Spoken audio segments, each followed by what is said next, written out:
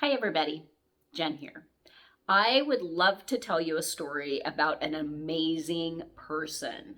His name was Robert Gordon, and he just happened to be like a great great grandpa of mine. I found this story a couple years ago when I was doing some genealogy research. I'm a total nerd when it comes to genealogy, and I have come across some of the coolest stories. Therefore, I wrote a book about it. It's called Jen's Family History, Volume 1, because I know there's more to come.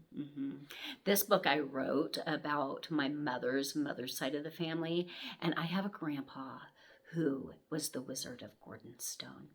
He was so perfectly amazing. I wish I could go back in time and meet him. I have so many questions. So anyhow, I want to read you what I wrote in my book about my grandpa, the wizard, right before Halloween. I found this a couple years ago. Now it's right before Halloween. So here we go. We're going to read the story. Sir Robert Gordon, 3rd Baronet, was born on March 7th, 1647. He was also known as Sir Robert the Warlock. See, I did a picture of him. And that's his dad right here, Ludovic. And that's him. Isn't he handsome? Kind of reddish hair like me. Yes. He quickly became my favorite grandpa throughout all of my ancestors. It was just about Halloween when I came across a lot of documentation about Sir Robert the Warlock. His story has been turned into many ghost tales and spooky stories. Some of these stories are considered only legends, and some of them are theories after days spent obsessed with Sir Robert the Warlock. Here is the story of my grandpa, the Warlock. And by obsessed, I totally mean obsessed. Like, I spent days and nights just stuck on this. Like, my boyfriend was like, are you going to eat? Are you going to sleep? Are you going to do anything other than sit there on your computer? And I was like, no, I can't. I can't walk away from my computer. It was bad. It was bad. In a good way. It was bad in a good way. So Sir Robert Gordon grew up in a very wealthy family. His family held great power throughout the politics of the nation. He lived in Scotland. He also lived during a time when anyone suspected of practicing any form of witchcraft was being prosecuted and burned at the stake. Yes, because his cousins were, doing the witch hunts. Yeah.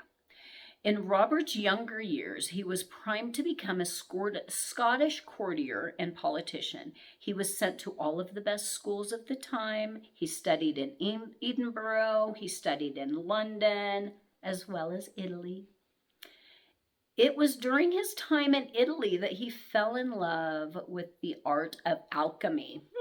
Okay, so I don't know if you guys know a lot about history, but alchemy is what we know now as science, and back then it was magic. All right. He was also introduced to something a little bit different than Christianity. He must have had a natural gift or a talent like that sixth sense that we were talking about earlier. You see, I touched base on that sixth sense talent earlier in the book. It is said that it was during his time in Italy that he made a deal with the devil. My grandpa totally made a deal with Satan.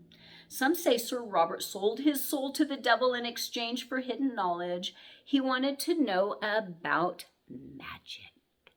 magic and sorcery that were hidden by secrets. He felt that an alliance with the devil would be the only way to obtain such knowledge. It could be. After his alliance was made and Robert completed his studies in Italy, he would go on to become a much-loved Scottish courtier and politician. Everything that he did was pure success. Maybe that deal with Satan actually did something for him.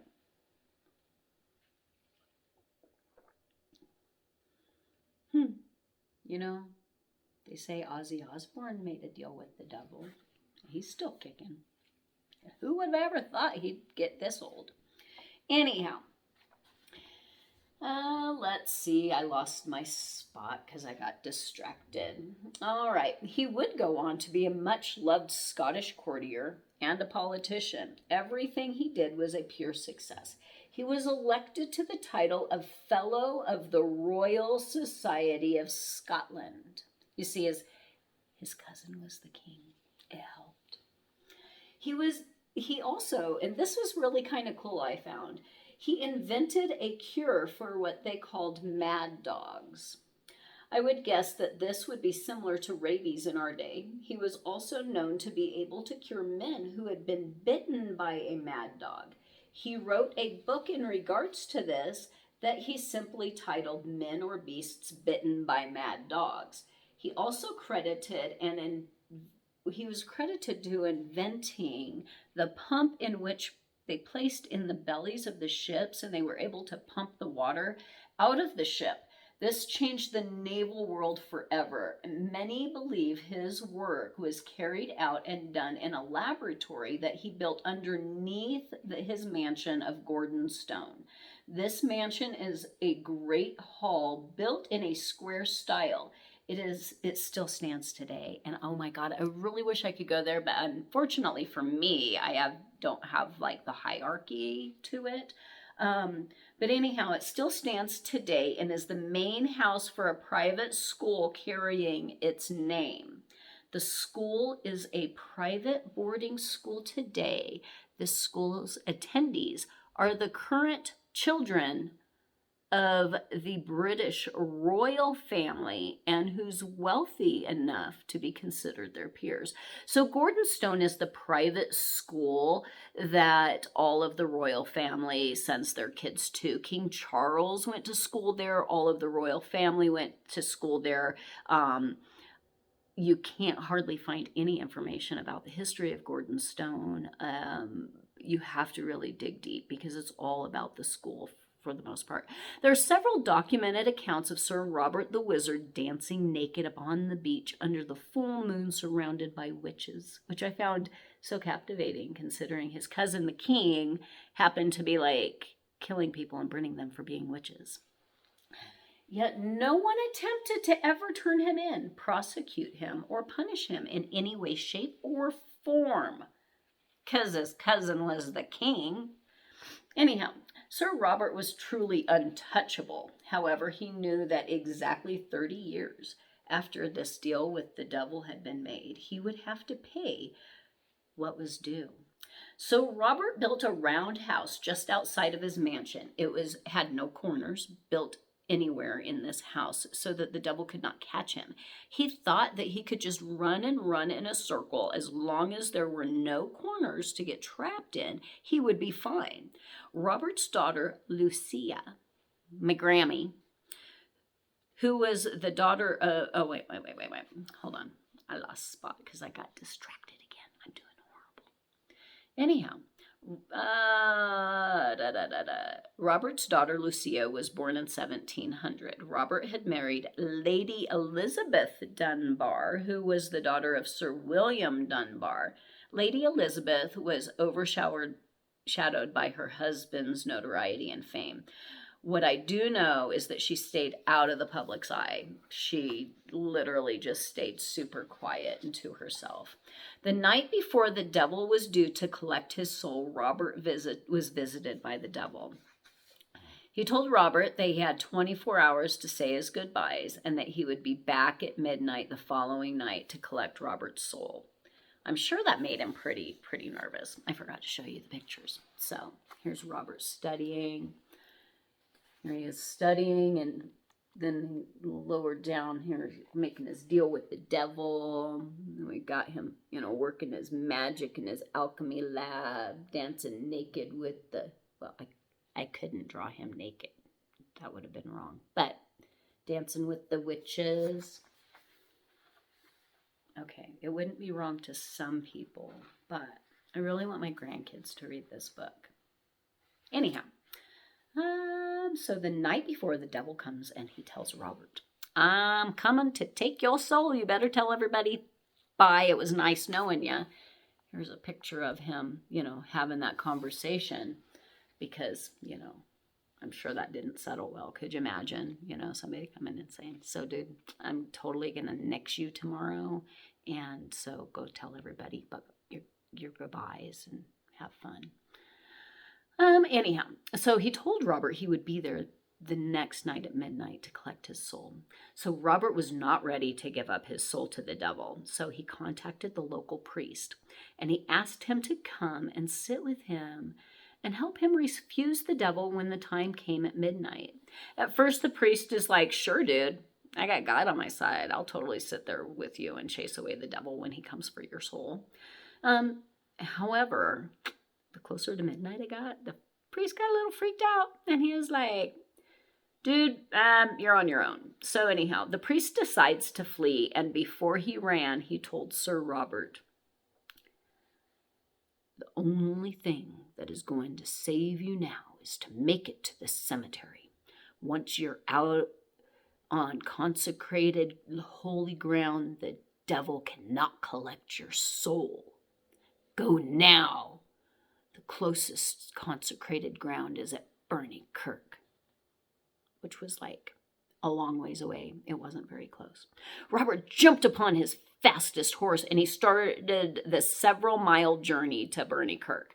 The priest turned and ran in the opposite direction, and as he fled, he turned and looked, and he could see Sir Robert galloping away, the devil himself, upon a giant black stallion with 2 giant hounds of hell at his side. They chased Sir Robert, and just as they reached the edge of the cemetery, the hounds of hell grabbed the horse by its flanks, bringing it to the ground. Sir Robert was thrown from his horse, landing just inside of the cemetery on consecrated ground, dying instantly from a broken neck. However, he had made it onto the consecrated ground, and the devil was not able to collect his soul. Robert's body laid there all night. It was not until the next day that his wife, along with a few of her trusted friends, had collected his body and took it back to Gordonstoun to be prepared for burial. So here's a picture of the chase. So they get back to Gordonstoun, and so back then they kind of laid the bodies out for a little while before they had the funeral, and they had to kind of do it in a cold spot, so they did it out in the churchyard, which is still a chapel today at Gordonstoun. I have to go visit that. I don't know how I would do that though, seeing as how it's a private school and I'm not rich enough. But anyhow, so they take the body back to Gordonstoun, and the first time they left the body unattended, it disappeared. Nobody knows where it went or what happened to it. It is said that Lady Elizabeth built the chapel and shrine to him on the land next to the Gordonstoun mansion and filled his tomb with rocks. Interesting story. I did do a lot of searching about the chapel at Gordonstoun, and I found some really cool pictures online. And as I was going through the pictures, my sharp eye for ghosts and creepy things in these pictures came across a picture of the chapel, and it looks like there's demons looking out the windows from the inside of the chapel. Quite interesting. I don't know who took the picture, so I can't share them, but oh my God, it was pretty cool. Anyhow.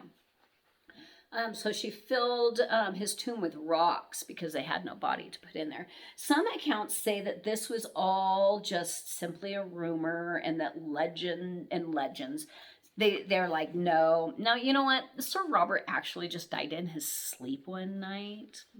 That's what they're saying. So either way, I prefer to believe that the story was he was a real wizard and the devil did come take his soul.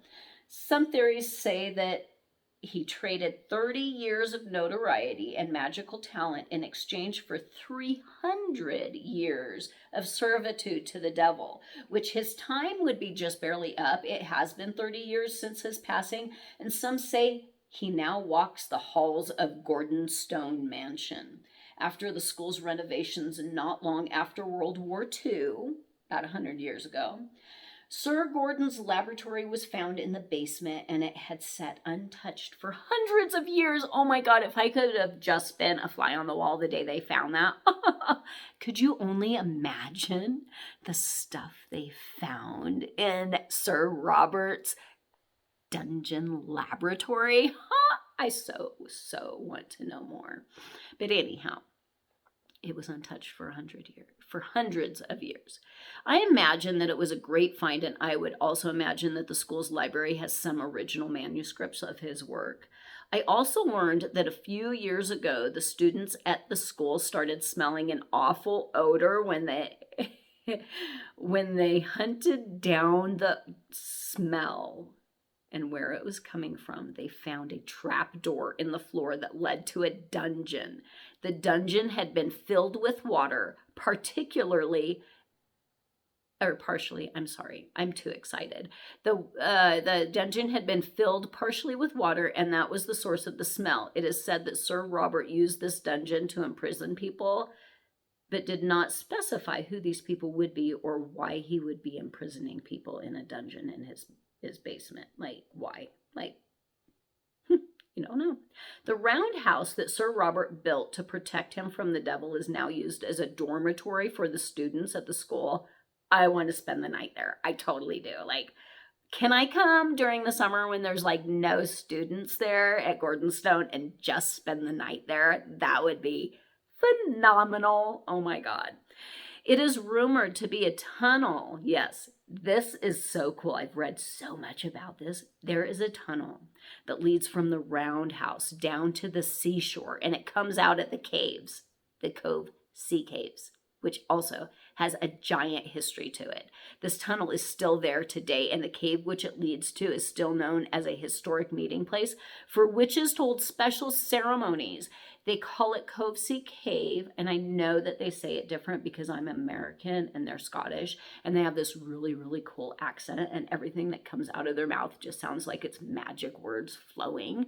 And so I'm sorry to the Scottish people for the way I pronounce that, but my excuse is I'm American and we don't know how to talk. But anyhow, the Sculptor's Cave is what it's also called because this is a prehistoric Pictish cave that has been occupied by people, and human remains have been found there that date back, like, oh my God, back to the Pictish times, like prehistory, like super, super old shit. The cave is named after the ancient artwork carved into its walls. Yeah, like, check out it. Oh my God, look it up online. There's so much on the Pictic caves. Sir Robert the Wizard had been married twice. His first wife's name was Margaret, and I didn't really look a whole lot into her to find out a whole about her. Again, there was no information about the daughter that they had that I found. Like, they had a kid together. I did find he had some sons and stuff, but I didn't really oh my God. I didn't jump real deep into that. But anyhow, his second wife, Elizabeth Dunbar, was the daughter of Sir William Dunbar, and that was my grandma. And in the year 1700, they had a daughter, and they named her Lucia. Sir Robert passed away in 1704 when his daughter was only 4 years old. I wonder what life would have been like for her and her mother after his passing. I don't know if they were treated differently by their peers for his wizardly ways, but I do know that she lived her days out there at Gordonstoun. I also found that his daughter also had like an amazing life, a totally another story and another 20-minute video on that. But hey guys, thank you so much for listening to my story. I hope you enjoyed the story of my grandpa the wizard.